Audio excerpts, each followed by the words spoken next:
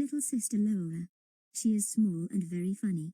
Sometimes I have to keep an eye on her. Sometimes Mum and Dad ask me to try and get her off to bed. This is a hard job because Lola likes to stay up late. Lola likes to stay up coloring and scribbling and sticking and wriggling and bouncing and most of all chattering. Usually, when I say, "Lola, Mum says it is time for bed," she says, "No, I am not." Good night, good night,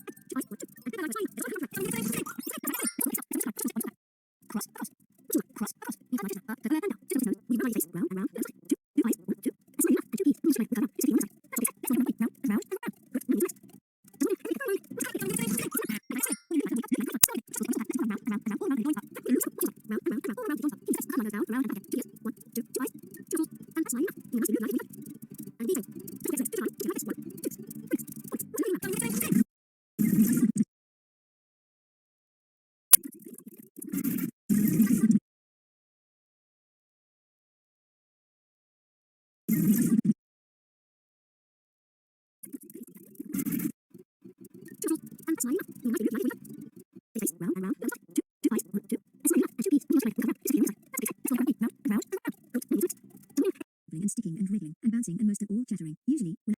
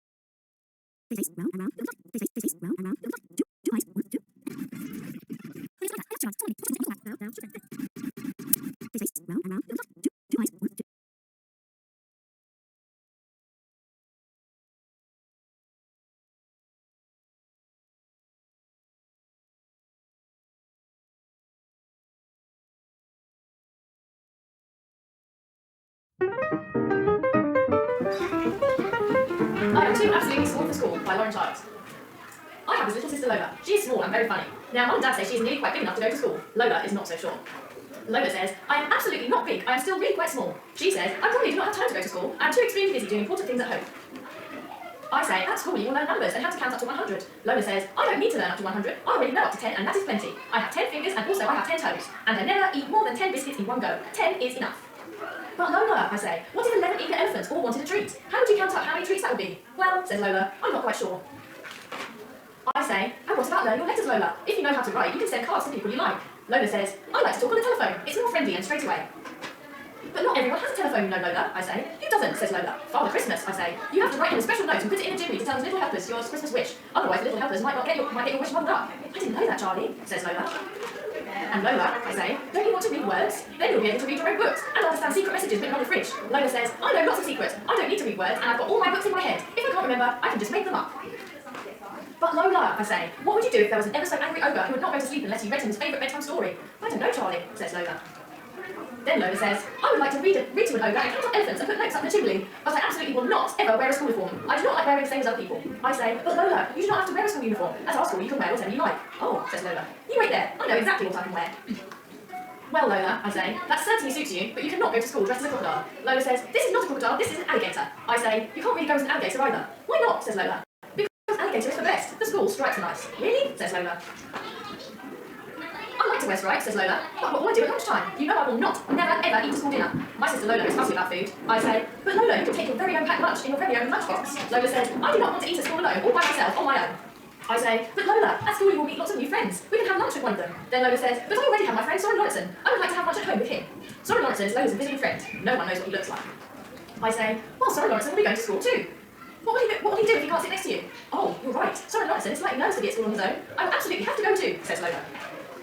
Walking to school, Lola is all wobbly. She says, Soren Lauritsen is feeling slightly not very well. He is worried he will not be able to count numbers, do letters, and read words, and no one will talk to him, so he will be all by himself on his own.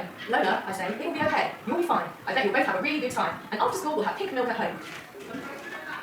But all day I'm worried. I don't see her at break, and she's nowhere at lunch. I can't find her at home time. She's not by her peg. But then, there she is, and she's not all alone by herself. She's hopping along home with somebody else. At home, I say, Lola, I told you that you would have a good time. And Lola says, oh, I know, Charlie. I was not worried. It was Soren Lauritsen who was nervous, not me. I was fine.